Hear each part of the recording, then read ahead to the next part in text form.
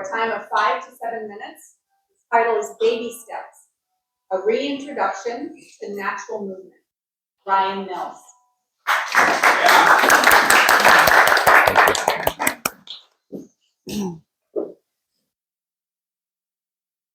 Good morning.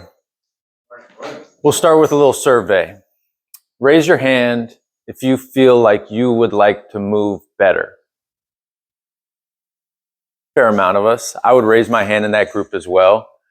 I think it's one of the greatest gifts that we have to move our bodies freely with strength, with control, with dexterity, agility, speed maybe.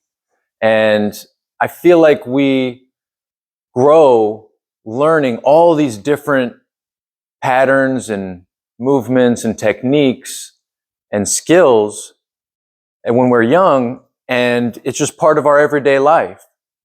But when we get older, especially once we leave secondary school or high school, it's not part of our life anymore. Most days are spent sitting in a chair doing one thing over and over and over again. And we're deprogrammed from our body's natural ability to move. We're conditioned by our culture, by our society, by our lifestyle choices. And in turn, we're limited in our body's ability to move. And if you remember what it's like to be a kid, and those with children will remember those little milestones that occur with a baby. So I'll just give an example of some of the things we go through. When we're a kid, the first movement that we understand is this one.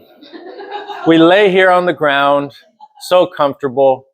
Some people call this the gravity stretch.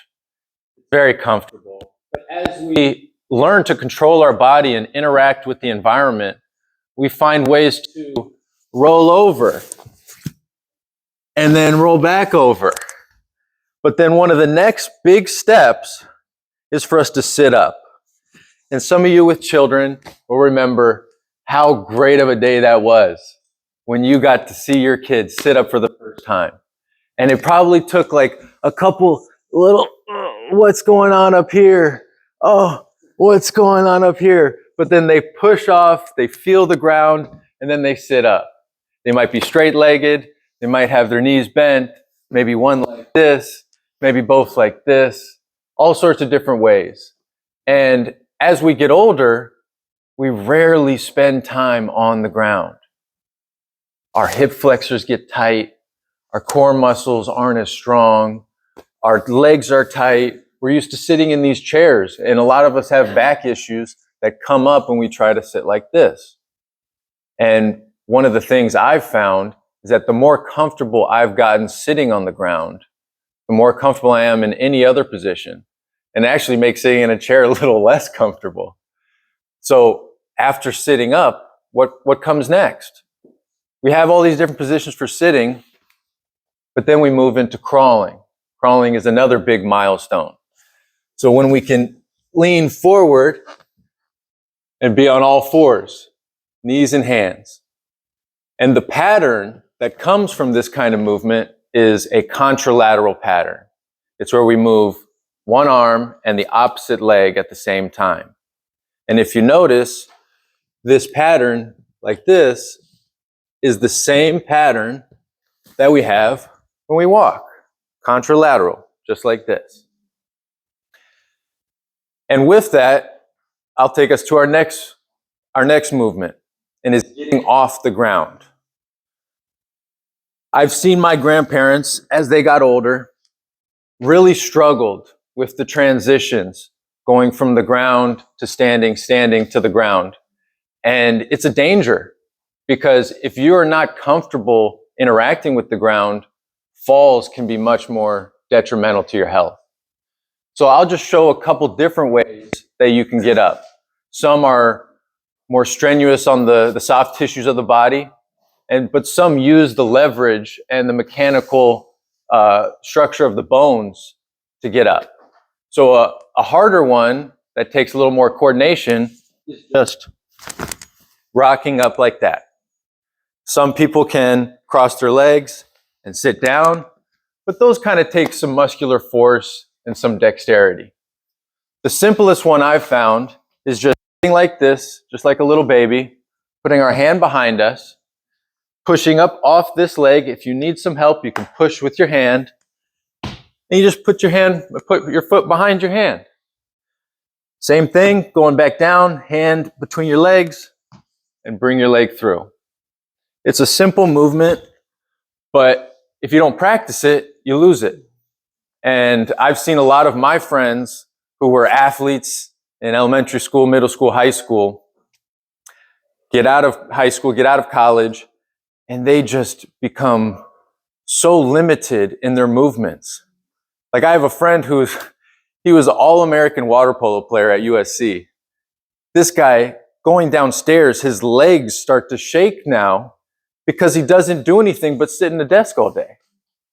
And so what I've come to learn is that when you really practice these little things, whether it's sitting on the ground for extended periods of time, practicing getting up, getting down, you really get the opportunity to move your body, get the blood flowing, loosen the ligaments, loosen the muscles, and it's been shown in a lot of scientific studies that doing these kind of simple movements really elongates your life.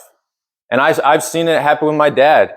He is 63, but he moves his body like he's 35. And I look, when he hangs out with his friends, the difference in just the way they stand, the posture is so different. One of the last movements I'll go through is walking. A lot of us think we know how to walk. But a lot of us, if we have to walk long distances, it becomes a strain on our body. Now, just like that contralateral movement that we see all animals do and we do when we crawl as babies, if we just pay a little closer attention to some of the animals in nature, we can find some key secrets in their movement that can help us, especially animals with tails. If you see animals walk that have tails or run, what is their tail doing? It's counterbalancing them. And we have to remember, we have a head that can do the same thing. So the last bit I will leave you with is when we're walking, let's try to think of our head going right over our foot. It's a weird concept, but it's symbolized when you just try to balance.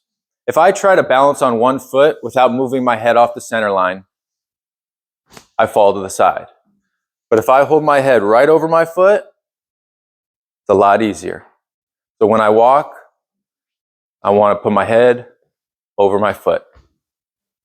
So I'll leave you with those three things. Sit on the floor as much as you can, practice getting up and getting down, and try to balance your bones as you walk. Thank you.